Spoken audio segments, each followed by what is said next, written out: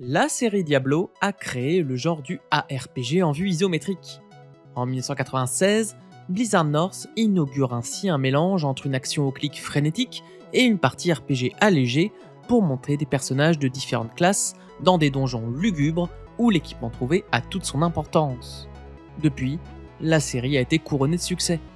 2,5 millions d'exemplaires pour Diablo, 4 millions d'exemplaires pour Diablo 2 en 2000, 30 millions d'exemplaires pour Diablo 3 en 2012, 5 millions d'exemplaires pour le remake de Diablo 2, et même 500 millions de dollars rapportés par l'opus mobile Diablo Immortal en 2022.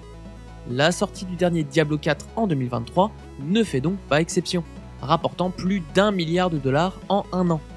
Pourtant, le soft a été moins bien accueilli par la critique, notamment celle des joueurs, d'autant plus que la concurrence se fait désormais très vive, autour de Path of Exile 2 de Grindinger Games, très bien accueilli en fin d'année 2024.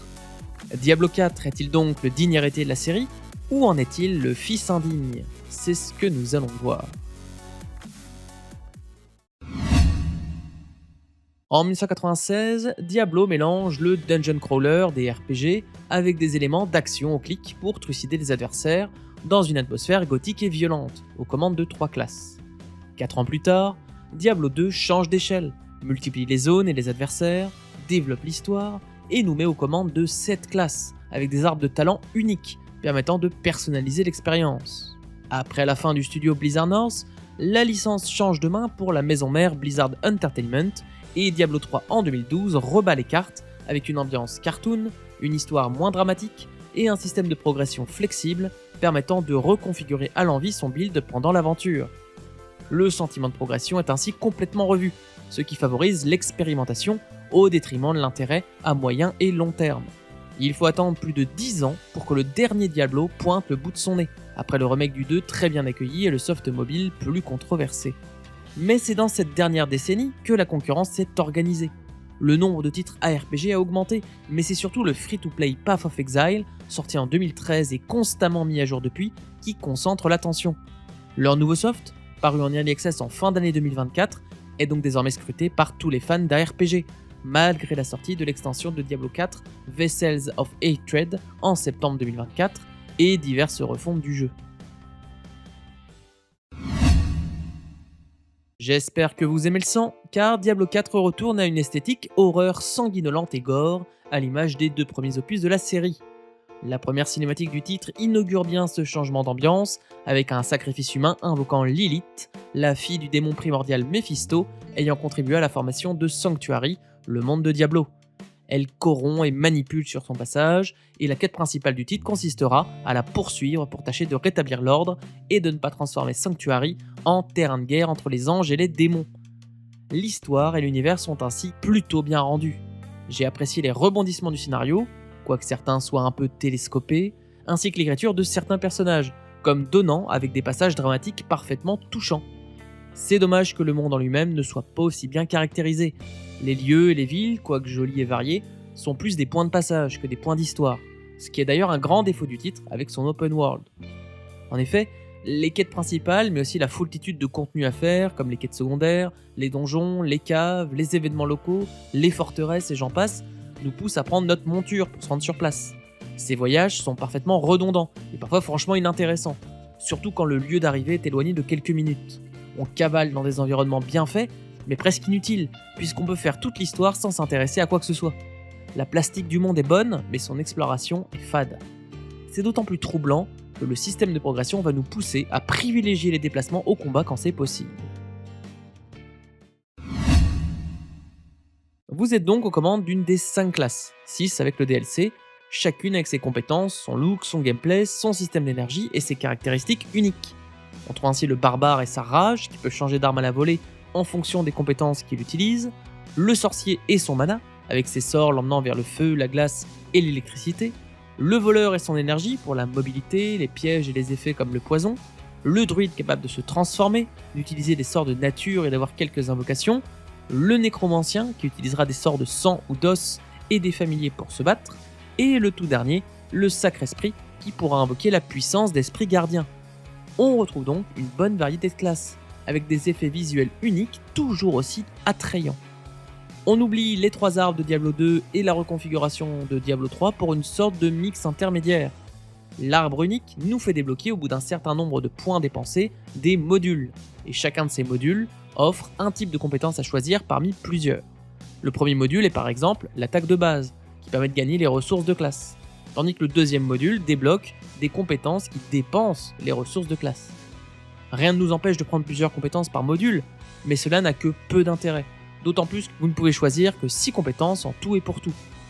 Les modules suivants apportent généralement des compétences de survivabilité via des boucliers ou des résistances diverses, des compétences uniques comme les pièges du voleur ou les malédictions du nécromancien, et des compétences ultimes qui nécessitent une plus grande quantité de temps pour être utilisées.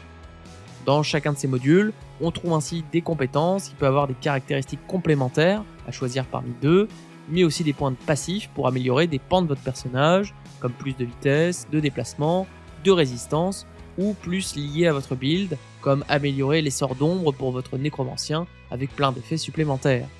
Autant être franc, je n'ai pas été convaincu par ce système de progression. Alors certes, il est aussi flexible que le 3 car il est assez facile de vendre ses points de talent pour les mettre ailleurs pour intervertir des compétences dans chaque module. Mais d'un autre côté, il n'est pas aussi spécialisé que celui du 2, l'arbre en lui-même nous force en quelque sorte à choisir une compétence par module. Mais même comme cela, la présence de certains passifs qui améliorent les effets d'un certain type vont pousser naturellement à privilégier 2 ou 3 builds différents par personnage, et pas plus. La liberté de build n'est pas vraiment de mise, même sous forme d'arbre de talent. C'est un peu plus complet que Diablo 3, mais largement moins que la concurrence. Pire, les ennemis capent avec votre niveau. Peu importe donc qui vous fait face, vous aurez les mêmes difficultés à tous les stades de votre progression. Même si vers les niveaux 30 et 40, les ennemis auront plus d'effets à éviter qu'auparavant. Et c'est déterminant. Cela signifie que peu importe que vous combattiez beaucoup ou pas beaucoup, les ennemis ne seront ni plus ni moins forts. Il m'est donc arrivé de tâcher d'esquiver des combats pour aller plus vite dans la suite du scénario. Paradoxe pour un ARPG qui est censé privilégier la baston. Le combo d'une progression pas si folle et d'ennemis capés donne, in fine, des combats bien trop répétitifs, consistant à spammer les compétences, attendre les cooldowns et les respammer, sans regarder ce qu'il y a en face, alors même que le bestiaire est extrêmement diversifié. Dans Diablo 1 et 3, je sentais la différence entre les zombies, les diablotins, les minotaures et j'en passe. Ici, ils ont tous le même goût, mais pas le même visuel. Mais impossible de m'en souvenir car ils se tuent de la même façon. Il faut donc encore maîtriser vous-même la difficulté en la changeant régulièrement. Par ailleurs, l'évolution des classes est bien trop figée. On se rend bien compte que le gameplay ne change pas d'un iota entre le niveau 10 et le moment où on récupère l'ultime. Et même à ce moment, rien de fondamental n'a changé dans la façon de se battre. La progression est bien trop ennuyante. Le titre privilégie vraisemblablement le endgame, puisqu'après le niveau max, il y a un nouvel arbre à écumer. Mais je n'ai même pas voulu atteindre ce niveau-là. Certaines classes sont aussi peu dynamiques. Le nécromant est bien plus statique que celui de Diablo 3. Le barbare et le sorcier sont répétitifs au possible. J'ai quand même apprécié le voleur, car il est le plus mobile et nécessite le plus d'actions à réaliser par le joueur, tout comme le druide. Mais on retrouve ce même ennui au milieu de la progression. Le clou du spectacle, c'est l'open world large mais sans vie, imposant de se déplacer d'un point A à un point B sans réfléchir à ce qu'on voit et ce qu'on rencontre. Alors certes, le scénario est bon, certaines quêtes additionnelles sont très bien écrites, les donjons ont des petites mécaniques sympatoches, et des événements peuvent être émouvants. Mais le tout est bien fade face à la répétitivité du gameplay. Je me suis moins ennuyé dans Diablo 3. Diablo 4 est beau, a un bestiaire varié, des belles cinématiques, de bons titres musicaux et un scénario plutôt intéressant, sans parler des magnifiques effets visuels pour les sorts. Mais c'est tout. La caméra est trop proche du personnage, l'open world est fade et sous-exploité, on a une masse de contenu répétitif, le level cap des ennemis oblitère leur variété, la progression est paresseuse et répétitive, avec un arbre un peu trop rigide, et on compte des classes plutôt statiques. Tout ceci m'a malheureusement ennuyé et ne m'a pas donné envie de tâter du endgame comme précédemment dans Diablo 3. Certes, la progression du titre a été revue en un an, mais ce n'est pas encore suffisant pour susciter mon intérêt au-delà de la campagne solo qui m'aura déjà pris une bonne trentaine d'heures. Je note donc ce titre, Ennui diabolique, sur Gore qui en fait des caisses. Diablo 4 n'est pas l'évolution que j'attendais pour la série. La répétitivité de son gameplay et son open world fade n'aident pas à propulser le titre au sommet des ARPG comme jadis. C'est d'ailleurs les remarques que je retrouve dans les comparaisons entre Diablo 4 et le récent Path of Exile 2, certains parlant même du vrai successeur de Diablo 2. Sans pouvoir encore conclure sur cet aspect sans avoir joué à ce titre-là, je dirais juste que Diablo 4 est décevant. Beau, sans nul doute, mais décevant quand même. À voir ce que les prochaines refontes et extensions modifieront.